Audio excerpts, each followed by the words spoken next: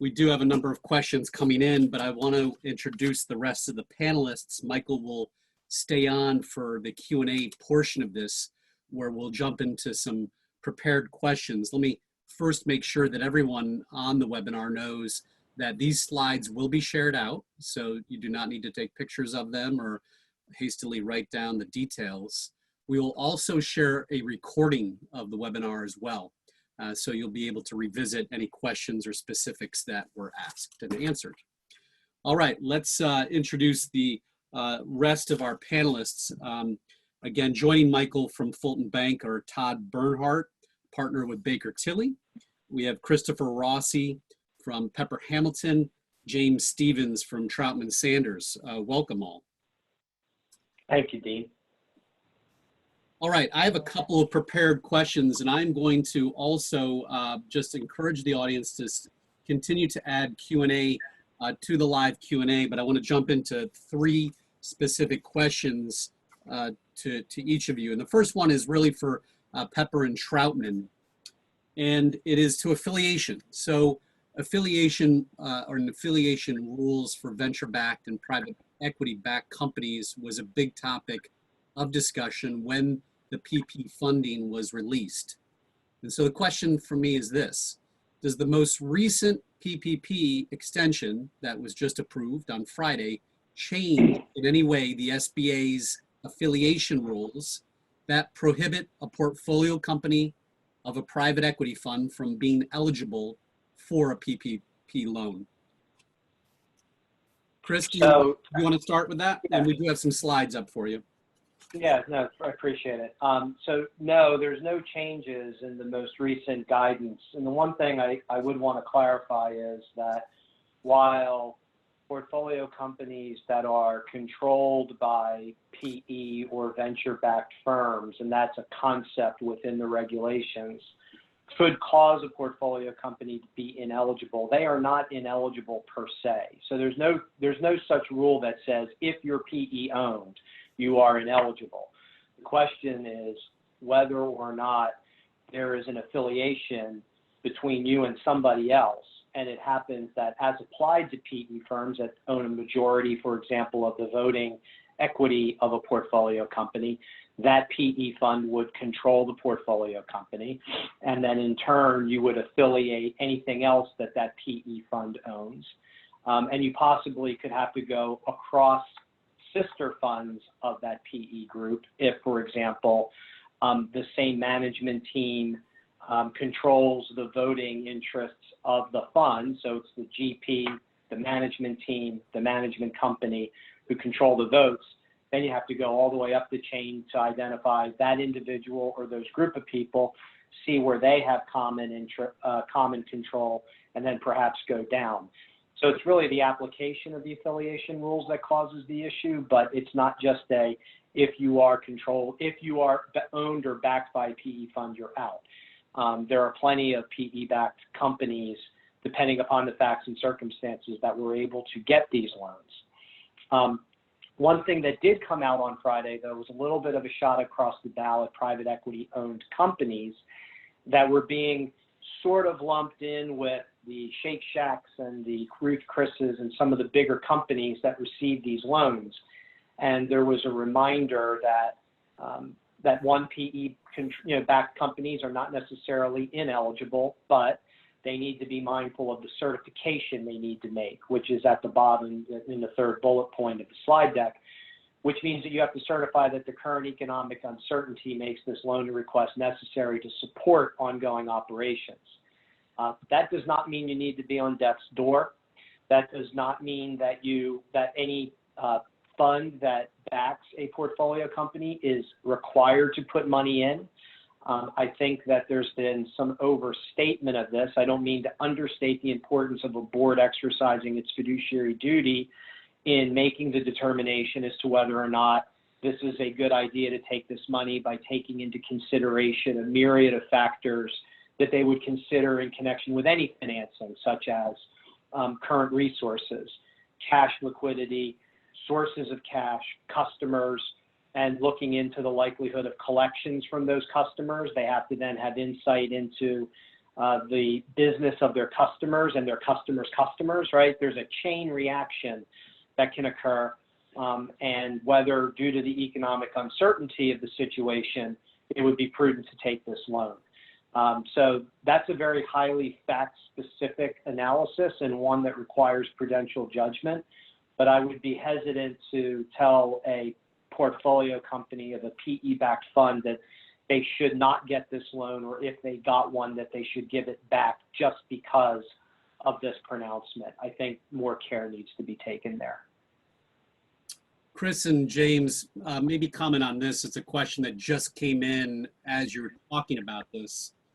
And yeah, I think you provided this, but for everyone's benefit, you know, there's Q&A obviously issued by the SBA, and question number 31, which came out on Thursday, and this could be the shot over the bow that you're talking about. Borrowers must make this certification in good faith, taking into account their business activity and their ability to access other sources of liquidity sufficient to support their ongoing operations in a manner that is not significantly detrimental to the business. This Right. is the shot that you're talking about, correct, Chris? That's the shot I'm talking about, correct. Right. And so, we've advised some portfolio companies of PE-owned, where there are PE funds in it, and they're not affiliated. So, we've gotten over that hump. And have said to them, they've asked questions. We have access to a line of credit.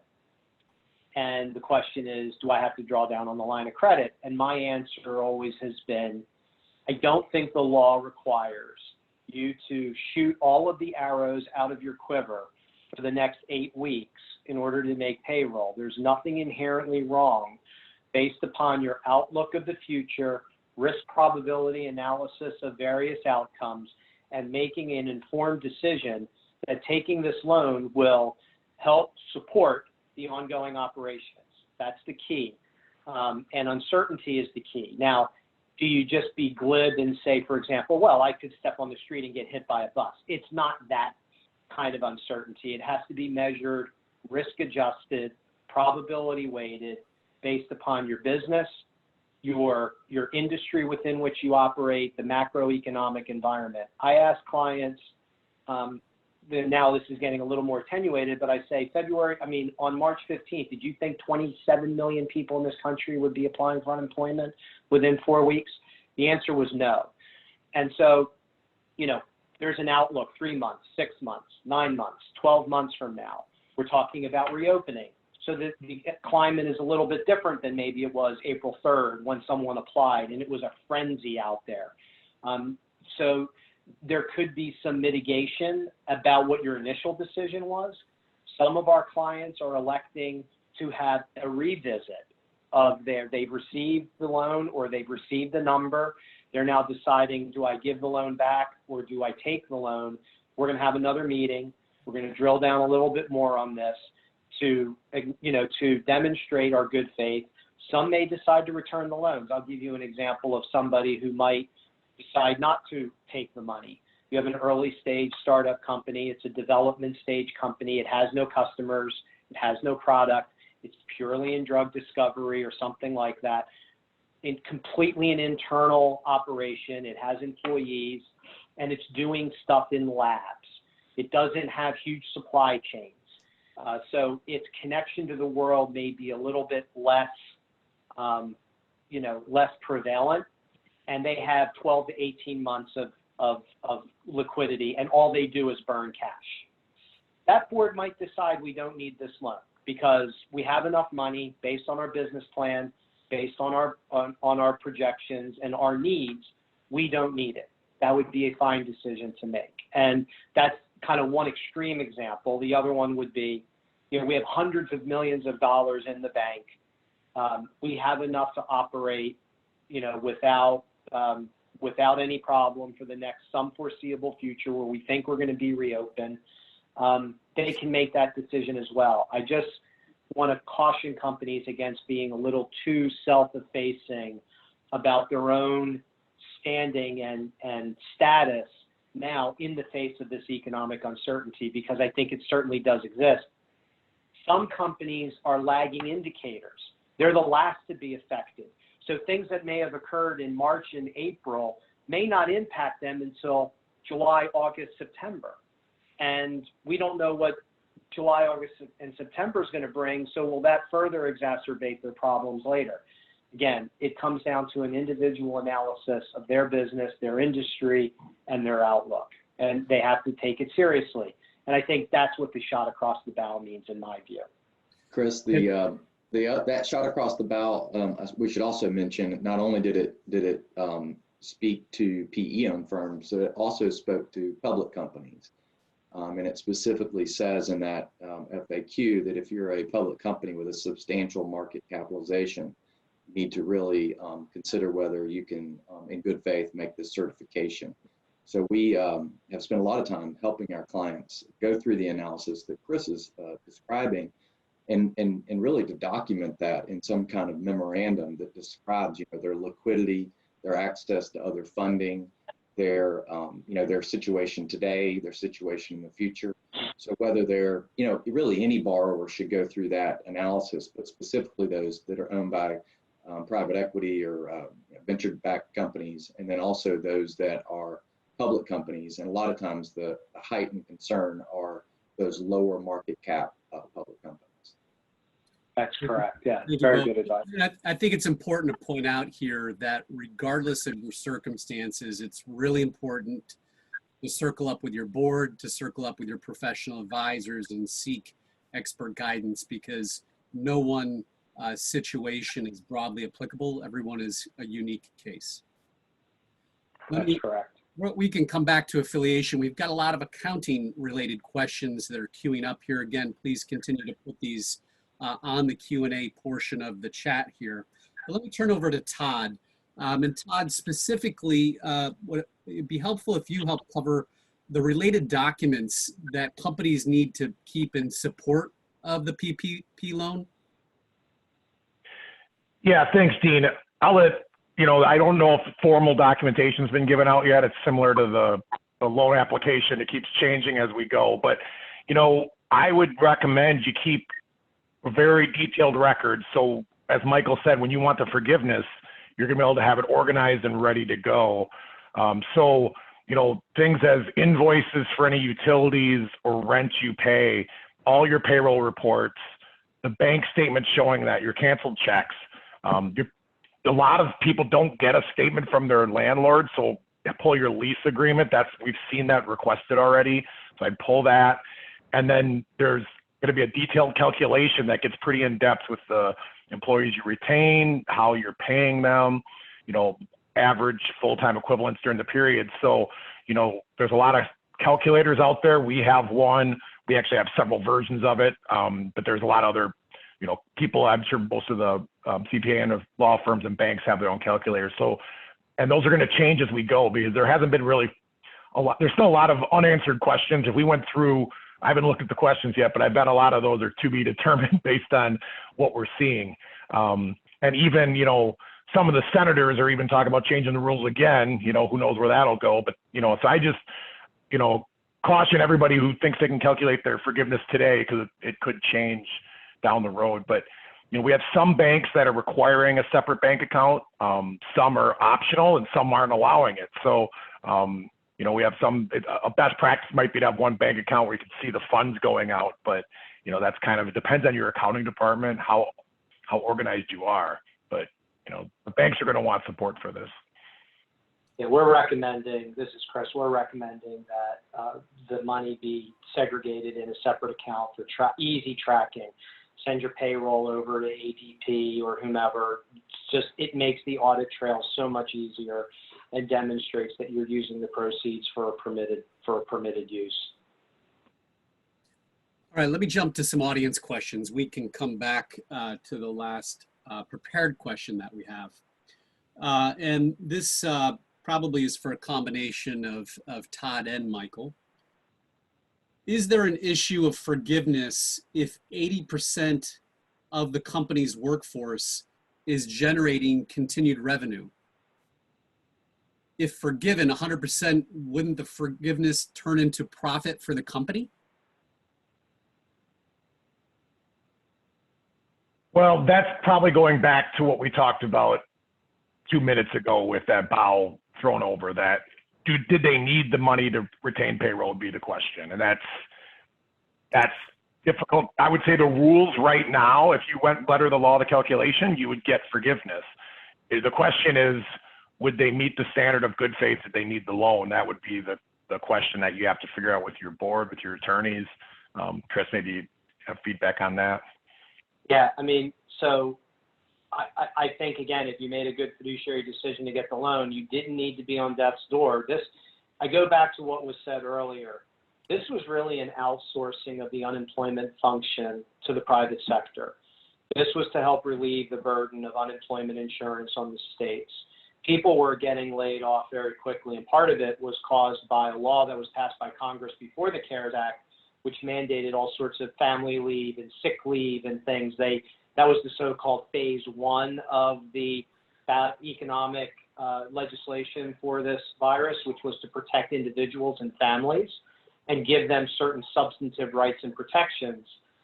The outfall of a lot of that was, well, you only have those rights and protections to the extent you have a job. And so people started to, do layoffs. And that's why you're seeing February 1st is kind of February 15th is a date within this legislation. That's a look back date.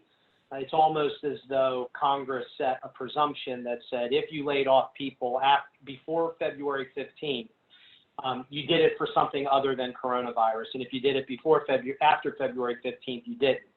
And that goes into some of the forgiveness calculations about relative, when you did layoffs, for example, and how you can undo those layoffs and the like. But the main thing I wanted to emphasize is normally if a debt is forgiven, it's cancellation of indebtedness income, and it's included in gross income for tax purposes. That is not the case for this. There's a specific carve out in the legislation that says this is not income. So I think Todd's right. This goes back to the initial fiduciary decision. And in fact, to touch on something I mentioned before, some companies are going to take even a third bite at the apple in evaluating the need. They may make a determination later, you know what, we're not going to seek forgiveness. It turns out that everything was not maybe as bad as we thought, or it turned out better than we thought. We're going to repay the loan. You're free to do that. There's nothing that says you have to seek forgiveness. The intent is to make it forgiven and be a grant for you to pay people, but that's another strategy that some are doing. I wanted to ask James, do you envision, I know you're involved with the banks a lot, do you envision there actually being an application, a form of application created by SBA in conjunction with the banks to provide some certainty as to what they need to make the determination? Yeah, I think so. And I think what we haven't really focused on yet, I mean, we in the broadest sense, is that, there's going to be a bit of a timing issue. The way that the forgiveness piece works is that you apply to your lender to get the forgiveness. The lender then has 60 days to consider that, and then the lender forgives the debt, and then it has to go to the SBA and get reimbursed for that. So I think that their SBA will definitely come out with guidance, and then that will trickle down into the guidance that the banks give their borrowers, so that whatever the bank is going to have to give the SBA, what the borrower is going to have to give the bank will mirror that. Yeah, and I know the AICPA is working on trying to streamline that for the banks and the Treasury, because on the application process, the banks didn't know what to ask for. So every bank was asking for different information and made it really difficult. So I know the AICPA is trying to work with Treasury to say, hey, these are the accounting documents we would need. And I know the banks would probably prefer to have a set list. So that's not, they don't want to decide, because normal SBA programs, it's pretty defined in what you get. So that is something I know the AICPA at top levels working on. And I'll just note too that SBA was mandated by Congress to promulgate regulations on forgiveness by yesterday. And on Friday, it was still promulgating regulations on how to calculate the loan amount, which, is sort of remarkable since we're almost out of the money anyway. I think those regulations will come out. The question is, when. I think it's, later this week, early next week. I think, like any program that's rushed, and if you think about what's actually been accomplished, notwithstanding all of the problems, it's pretty remarkable how quickly money has gone out and how quickly people have been able to apply and how quickly banks have been able to get the money out. This, for all the warts that this has had, it's pretty remarkable. The other thing I want to note is, like you said, Todd, we're looking at people's spreadsheets. We're commenting on some things. There are certain assumptions that are being made in the spreadsheets, and a lot of them are through the lens of how business people think, which makes all the sense in the world. But the statute doesn't work the way business people think. And there are some questions about when you're getting into comparable periods. What if I did reduce salaries by more than 25% for anybody who, made less than $100,000, and I undo that? What does that mean? Do I have to make them whole all the way back to the time of the reduction in order to be considered to have eliminated it? On what basis am I doing my comparisons?